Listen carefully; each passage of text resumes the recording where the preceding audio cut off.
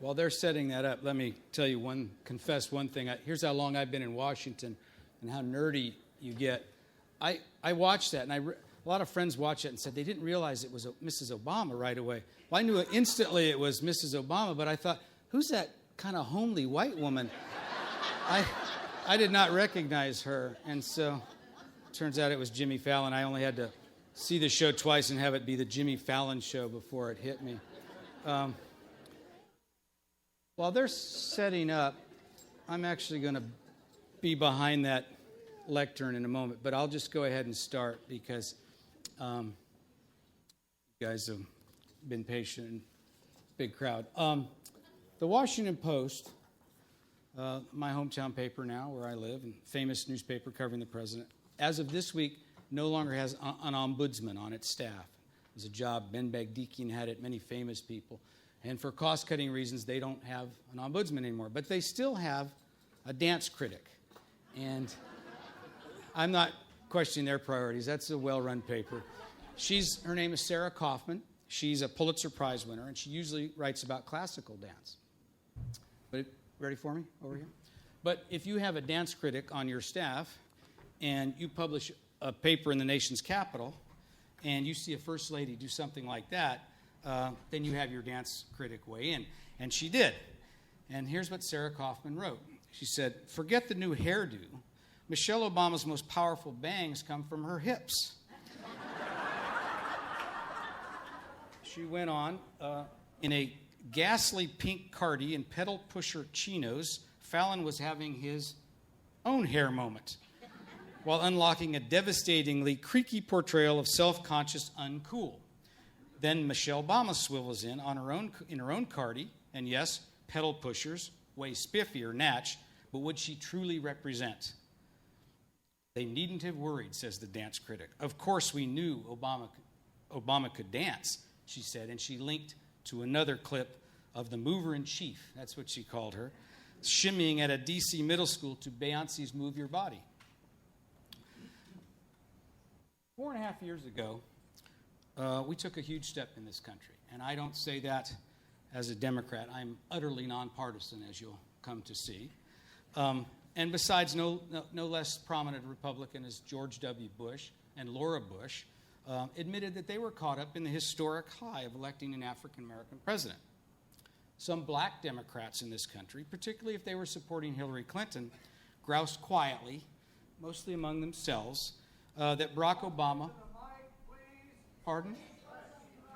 How about that? Okay. All right. I don't usually like heckling, but thank you. Some black Democrats, particularly if they were supporting Hillary, groused among themselves that Barack Obama, with his white mother, Nigerian father, Hawaiian and Indonesian upbringing, and boarding schools, had not come out of the authentic American black tradition. This was true as far as it went, I suppose. The icing on the cake being that he had ancestors who were slave owners, not slaves. They were on his mother's side. But Michelle Obama, now there's the genuine article, at least by the lights of conventional thinking. You know, and the presidential election of 2008 brought an African American woman and 2 African American children into the White House. Not as servants. Remember, this building had been partially built by African Americans, both free and slave, but as the representative, the epitome of the government for, by, and of the people. And we should remember, that prior to that, blacks had a long history visiting the White House. They're now living there. And to show one way the Obamas, they never commented on this, but a subtle way that they revealed how momentous they thought this was. The official portrait of the first term, there's going to be another one in the second term, of Michelle Obama, has her standing there in a black dress, and behind us, of all the photographs in the White House, there's one that you can see. And it's, that's the one likeness is discernible, and it's Thomas Jefferson. I submit to you, he's the man who in a single man, epitomizes the tension that was always present between the noble ideals of America's founding and its less than noble practices. Jefferson's visible, but he's out of focus, as though he were fading. Nancy Pelosi has told the story of being welcomed to the White House by George W. Bush when she became the first female Speaker of the House. In her telling, the sound of Bush's voice faded away. Some people find that Texas lilt very pleasant, others don't. I like it. I think Pelosi likes it less than I do.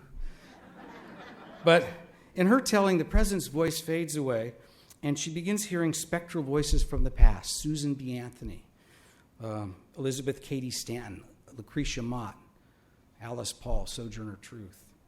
And they're whispering, this cacophony of ghosts, and they're whispering to her, "At last we have a seat at the table." Now, this was reported in some quarters as Pelosi seeing visions. I've known Nancy a long time. She grew up in Baltimore, but we're both from San Francisco. And I assume she's speaking metaphorically, as do her audiences, because they laugh along with her. But maybe not. Only 4 weeks after arriving in the White House, Hillary Clinton used similar language to say that she was channeling Eleanor Roosevelt. Turned out later, when things were dark, at a dark time for her in her marriage and her life in the White House, she actually saw a New Age medium to try and facilitate these conversations. So, yeah, sometimes you don't know whether to be literal or metaphorical when politicians speak. But what would Eleanor Roosevelt tell Hillary Rodham Clinton? In Mrs. Clinton's telling, it was mostly to toughen up, to have the hide of a rhinoceros, a phrase that Hillary Clinton used and that Eleanor Roosevelt used herself in a column that she wrote. But the real Eleanor also knew, even before she came to live in the White House, that the job of First Lady had driven many of her predecessors to despair, depression even, and that she often needed someone to buck herself up. "No woman entering the White House," Mrs. Roosevelt once said, "can lightheartedly take up residence there." Today, however, the mover-in-chief lives there, a tall, beautiful, smart woman who is also a Harvard-trained lawyer, who is also the mother of school-age daughters, whom she encourages to eat well, along with the rest of the country's kids, who not only dances on the Jimmy Fallon show, but does push-ups with Ellen DeGeneres on her show, and spontaneously challenges reporters to foot races on the south lawn of the White House. That happened to a friend of mine, Lynn Sweet, and who hands out the Best Picture prize the night of the Academy Awards.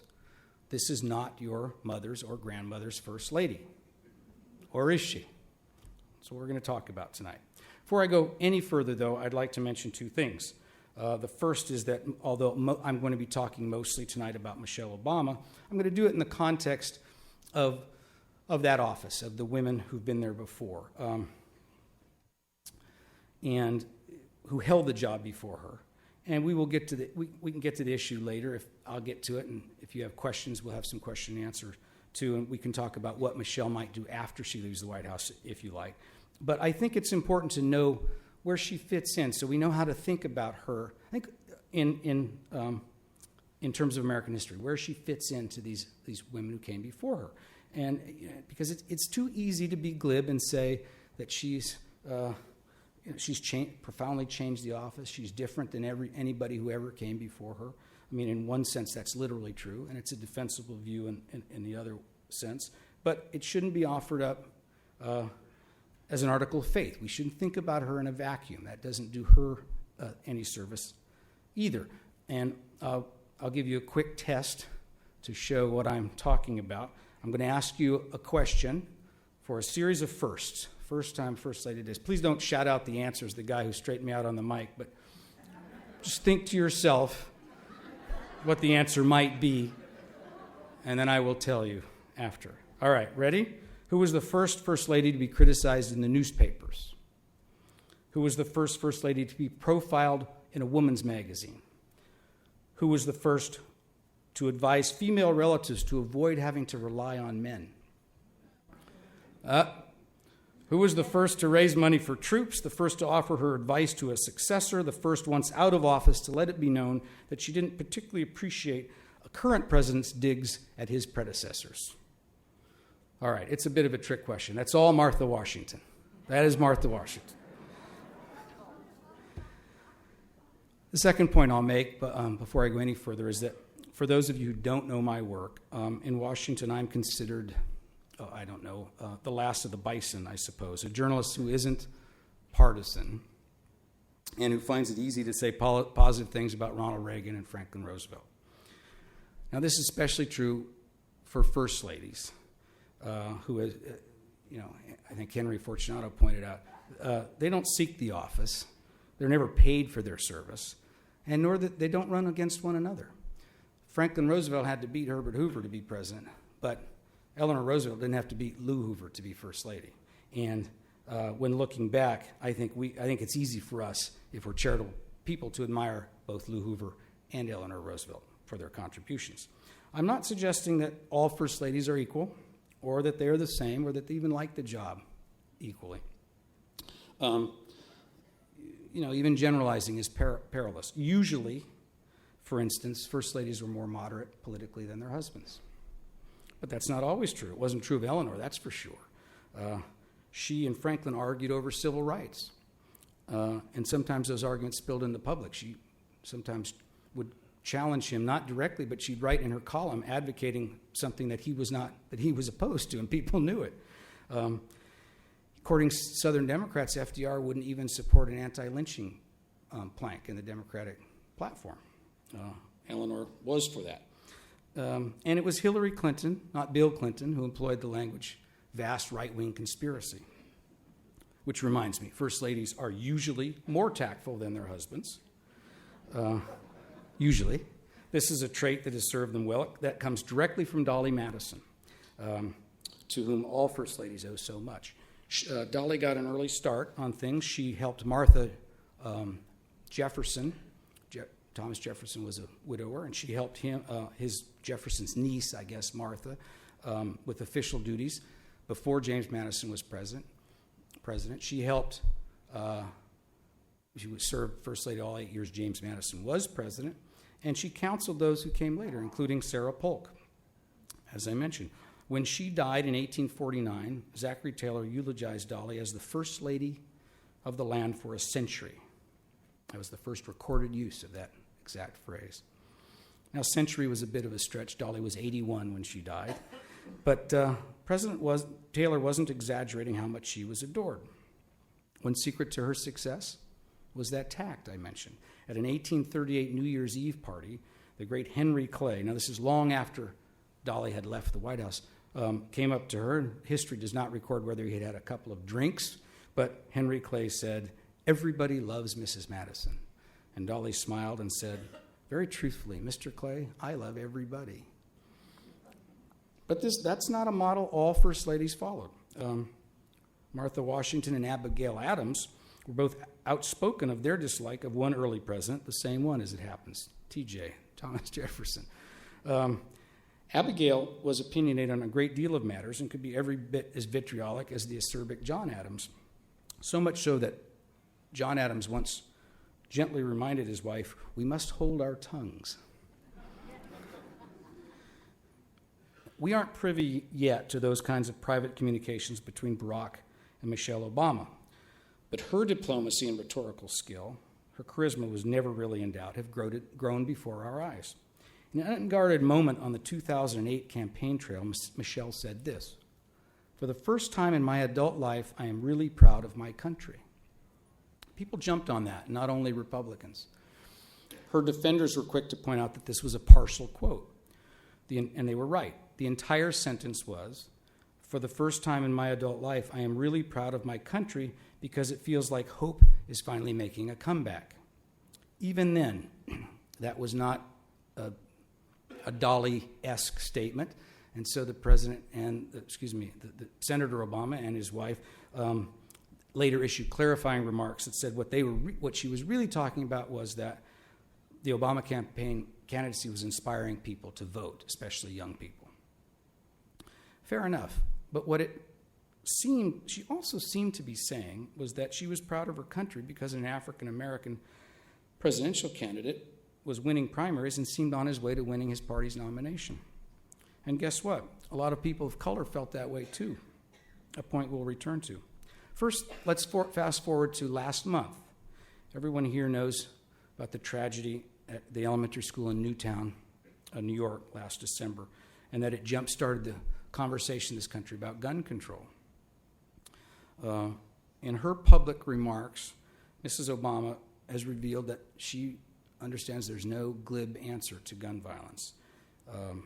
And she feels this particularly acutely because Chicago has had an epidemic of shootings going back 5 or 6 years. They've lost 270 school children since 2007. That's a Sandy Hook Elementary every 6 months for 5 or 6 years. One of the girls killed was recently was a young 15-year-old honor student who marched in the Obama inauguration parade. Now, many intemperate things have been said about gun control in the last couple of months, not all of them by the National Rifle Association. But Mrs. Obama's comments were not among them. I mean, she's been thoughtful and poignant. We have to stop. This is a quote from her recently. We have to stop just telling our kids that we care.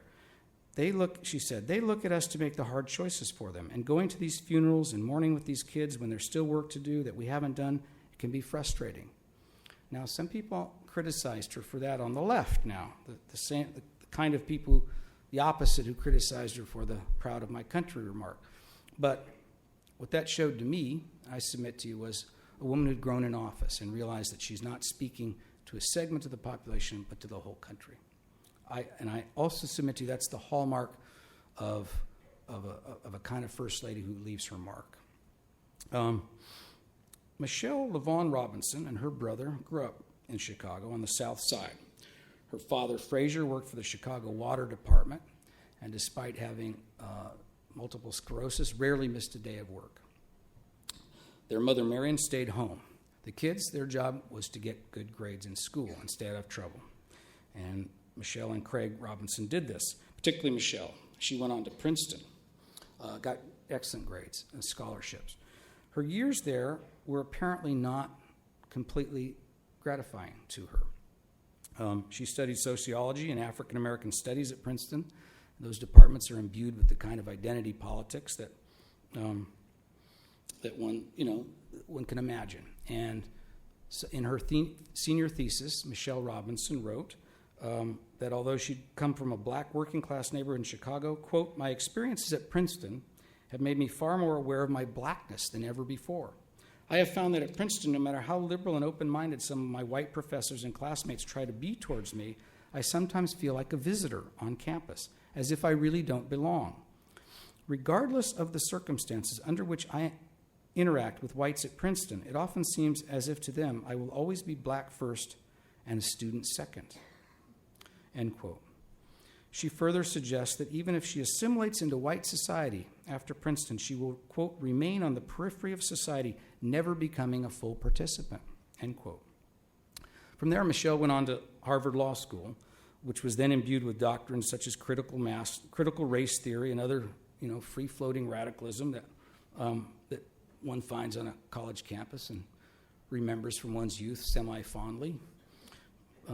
Professors who smoked dope and, had long hair and let you slide on grades weren't all bad. But Michelle was a serious person, and she went on then to a law firm in Chicago, Sidley & Austin, establishment law firm. It was there that she met Barack Obama, who had attended Harvard after she left. According to Liza Mundy, the author of a mostly friendly biography of Michelle, politicians were never respected in Michelle's family. Little wonder, Illinois' politics is the most corrupt in the country. Chicago is in the daily machine is at the epicenter of that corruption. But a couple of developments seem to have altered Michelle's antipathy to politicians. One of them was she herself going to work as an assistant commissioner in the city's Department of Planning and Development. The other was the arrival in her life of Barack Obama himself. Now, here was a man, whatever your politics, who was clearly not on the make for handouts or payola, idealistic, maybe to a fault, and not into patronage, didn't even play that game. So he could do good in the world. He was a guy that would pass muster with Michelle's mother and her brother, and he did.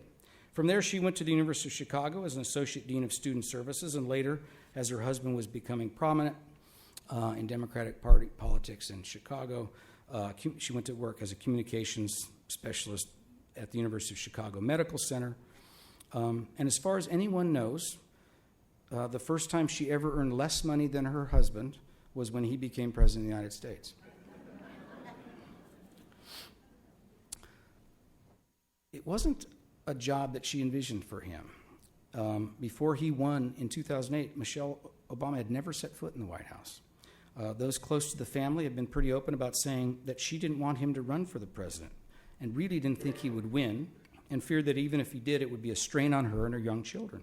She also, the person who'd grown up into a very poised professional lawyer and bureaucrat and communication specialist, was still the woman who'd written that thesis at Princeton, and she wasn't sure that she wanted race and her views about race to be front and center and to be talking about them publicly in front of the country. She was worried about the fishbowl effect of Washington as well, which anyone can imagine. She wasn't sure she wanted to be America's #1 volunteer. She was worried about leaving her mother behind in Chicago, a problem they solved by bringing their mother with them to the White House. That was then. Well, look at her now. She clearly relishes the spotlight. Some wags said after the Academy Awards that she may love it too much. I was not one of those critics. She's warmer than her introverted, even diffident husband. And although turnover among aides in the East Wing suggests she's not easy to work for, she has a warm and winning way with the public. Lynn Sweet, the woman I mentioned before, who Michelle elbowed and said, "Let's race" across the South Lawn. She's a journalistic institution who covers Washington for the Chicago Sun-Times, and she knows both Obamas well. I called Lynn last night just to make sure I wasn't going to forget something that I needed to mention to you, and she compared the Mrs. Obama of 2008 and today's version as the difference between an insecure high school freshman and the young woman who was voted the most popular senior year and is heading off to university to go to the best school, been pledged by the best sorority, and has the coolest boyfriend.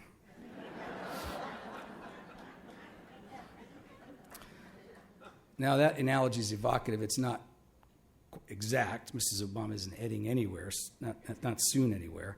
But she has embraced the celebrity aspect of her position, as well as the unofficial but important role of defining a signature issue or two. She's dubbed the first of them "Let's Move," which is all about exercise and eating right and getting kids out of the house. It started as an anti-obesity campaign for kids and has grown into an entire wellness regimen. The other is called Joining Forces, and it's about showing solicitude for military families, most specifically connecting U.S. servicemen and women, veterans, and their spouses with the resources they need to find a job when they come home, when they muster out a uniform. So she begins her second term. How does she measure up, historically speaking?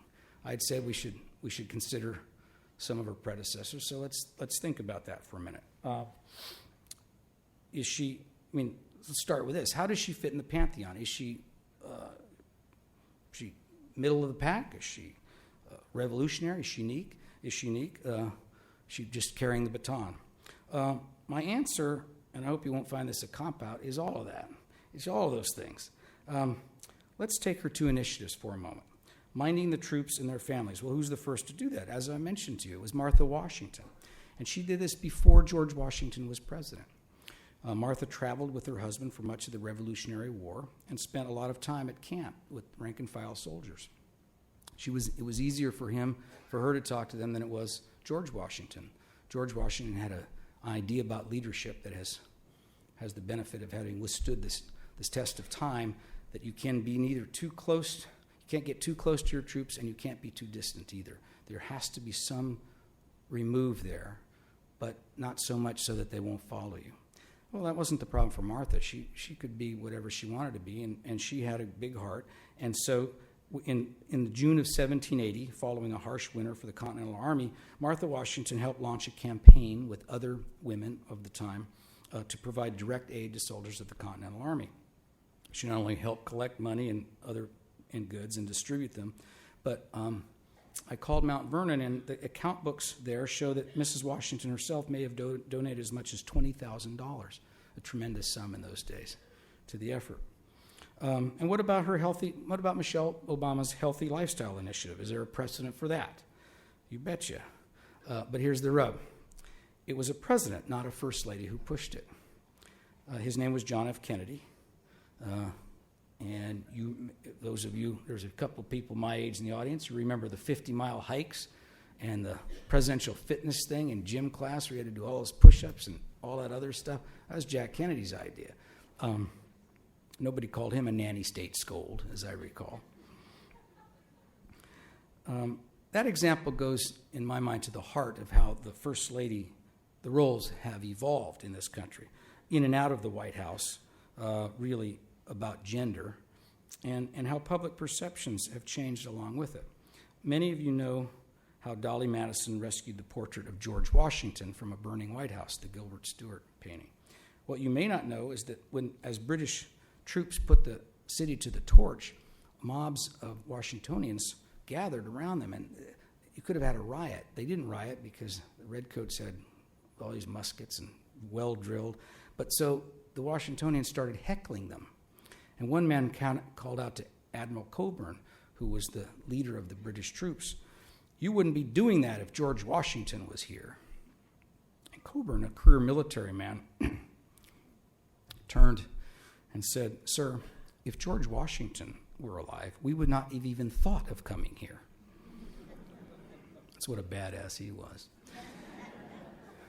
But I imagine, with hindsight, 200 years later almost, 200 years, that if Admiral Cockburn had known her better, he might have expressed a similar sentiment for Dolly Madison.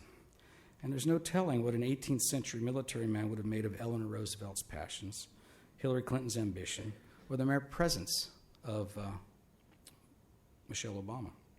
Yes, she's the only African-American First Lady, a distinction so important it can hardly be overemphasized, and only the second Ivy League-trained lawyer.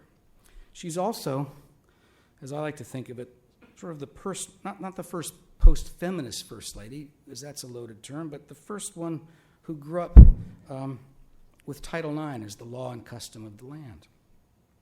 She herself wasn't an athlete in high school or college like her brother and her husband, but she exhibits confidence not only in her intellect, but also her physique, that it's palatable in the way she walks, dances, dresses, shows off those buff arms, and even stands.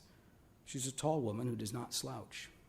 She's quietly proud of herself in a way that inspires women and girls, particularly if they are black.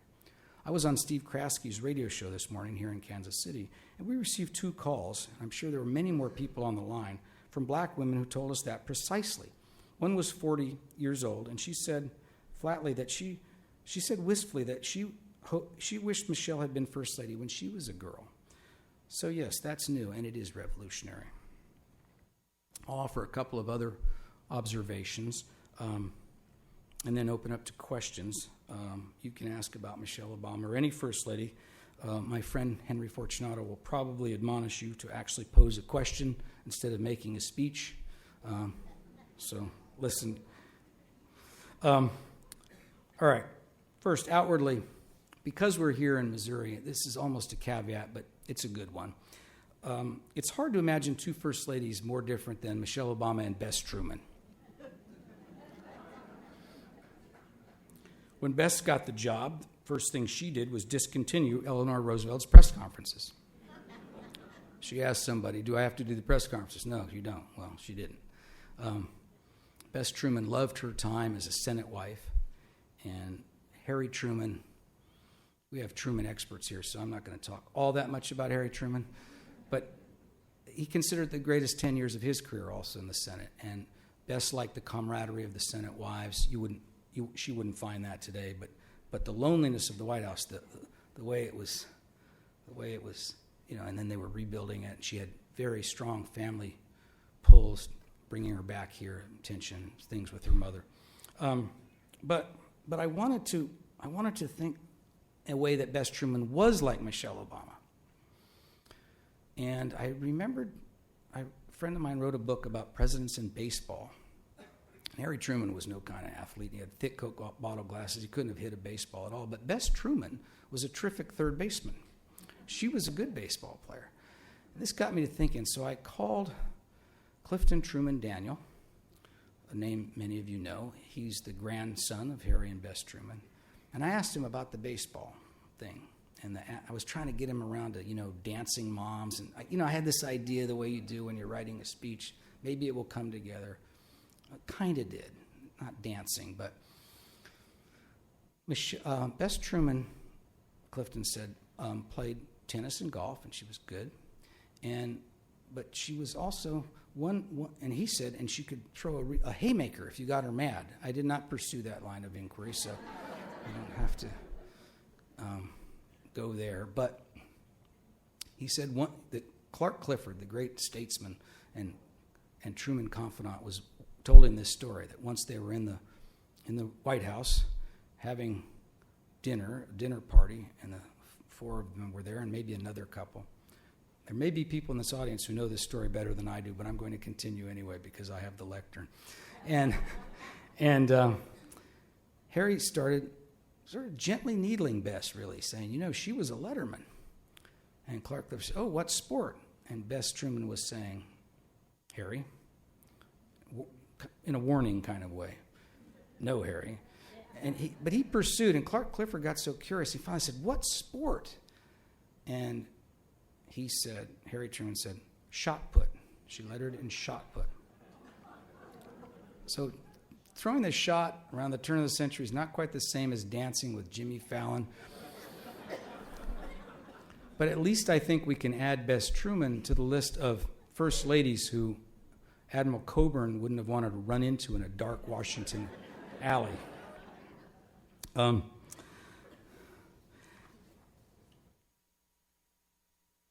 The other thing that Michelle Obama, that people want to talk about lately when you bring up Michelle Obama, is whether her evolution as First Lady into this charismatic person who sort of seems to relish the role implies political ambitions of her own. I wondered that myself after watching the Academy Awards. I'm not leaping to any conclusions, but I had a conversation with Hillary Clinton when she was still First Lady that really opened my eyes. One way about thinking about First Ladies, and we're talking about First Ladies beyond the gown, and you'll be talking about it I hope you come to the other lectures as well, is people lump them into camps, traditional First Ladies, and then I guess, feminist First Ladies. I don't know what the other thing is, but we know who's in it. Eleanor's in it, and Hillary Clinton certainly. But I think that a better way to think about it is maybe. Well, let me back up a minute. I think that's a misnomer, actually. The more you learn about First Ladies, the more you realize that they wield power in all kinds of ways. It's not just one or the other. Pillow talk goes a long way, and it can be about foreign policy, domestic policy, White House personnel, anything. Sarah Polk, as I mentioned, consulted with Dolly Madison. Well, she consulted with her how to throw White House parties. But she also helped James K. Polk write speeches, the first Lady to do that. Harriet Lane, niece of the unmarried James Buchanan, and the first person to whom the phrase First Lady was applied in print, gave her art to the country, thus establishing the National Gallery of Art. She also endowed what would become Johns Hopkins Medical Center. Caroline Harrison, another First Lady, raised money for Johns Hopkins, but only on the condition that it admit women, which it did. Frances Cleveland, beautiful and only 21, the first woman married at the White House, held receptions and encouraged working women to attend them. Edith Roosevelt tapped her fingers on the table when Theodore went on too long in front of dinner guests. Florence Harding broke with tradition, actively campaigned for women's rights. She also campaigned to cut energy consumption in the White House, a cause later embraced by Jimmy Carter. Edith Wilson ran the White House after her husband had a stroke, all the while insisting she had no political aims of her own, and was called Mrs. President for her troubles. It was not intended as a compliment. Publicity side Jackie Kennedy opened up the White House for a television tour, and in the process opened herself up to a journey that established her as one of the most influential forces in historic preservation in this country. There are people involved in that field today who were born long after the Kennedy presidency, who owed Jackie a debt. Lady Bird Johnson worked to beautify America, perhaps the most successful First Lady initiative in history, and in the process helped give liftoff to the environmental movement. Betty Ford campaigned for the Equal Rights Amendment and is now remembered more now for her candor in talking about the twin scourges of addiction and breast cancer. And although Nancy Reagan's Just Say No to Drugs campaign met with limited success, recent scholarship by Alita Black and others shows that she was also busy helping her husband end the Cold War. And that's an example of what I meant about there's no real, the distinction between traditional first ladies, to me, is a phony one. Nancy Reagan was widely pilloried, for that Nancy gaze where she looked up at her husband like she's looking at the Messiah. Remember that? Attacked for it, really. Imagine that. We live in a country attacked for loving your spouse, but I digress. And Nancy didn't have any aims of her own, didn't see herself as a political person outside of Ronald Reagan, except that she was fiercely protective of his reputation. And there was a battle going on in the White House, several of them, really. And they were battles not fought for any nefarious purposes. They were battles between different ideologies. And there were hardliners on the Soviets, and there were people who thought that Reagan should negotiate. Nancy was protective of her husband. She didn't pretend to know more about arms control than anybody else, but she knew that Reagan cared deeply about it. So she nudged Reagan, she encouraged him to negotiate with Gorbachev. And all those people who worked in the White House who loved Reagan, they called it the Reagan Revolution. These people, we called them Reaganites. They called themselves Reaganauts. They loved the guy. But Ronald Reagan knew that there was one person in that building who really had his interest and only his interest at heart, and it was Nancy. And so he listened to her. So there's a traditional first lady having an impact in a very non-traditional way, foreign policy. One more word about Nancy, I'd say. Jimmy Fallon was 7 years old when Nancy wowed him at the Gridiron Dinner in Washington by doing a hilarious song and dance number. I think it was called Secondhand Clothes. It was a takeoff on Secondhand Rose, and she was making fun of herself for her own expensive taste, and she'd been the subject of some embarrassing stories. That started the process of Nancy winning over the hearts and minds of the press, and that can be difficult to do. A process that was completed by her bravery in facing Ronald Reagan's battle with Alzheimer's. Laura Bush, certainly a traditionally seeming first lady, championed literacy in the arts and the rights of women and girls in places like Afghanistan. Yet you got the feeling she was happy to return to Texas and private life. Which model will Michelle Obama embrace? As first ladies, Eleanor Roosevelt and Hillary both denied aspirations of wielding power on their own. We know that this was not entirely true. In a letter to her companion, Lorena Hickok, Eleanor mentioned that political strategist Lewis Howe, one of the few people in America who managed to be an ally of both Eleanor and Franklin Roosevelt. Think about that. Lewis Howe had told her that he wanted to make her president after Franklin left the White House, and Eleanor wrote, and he insisted he could do it. As for Hillary, she revealed her own ambitions before her husband ever left the White House. So that leaves us with, well, what the kids would say, WWMD. What will Michelle do? All I can say is stay tuned.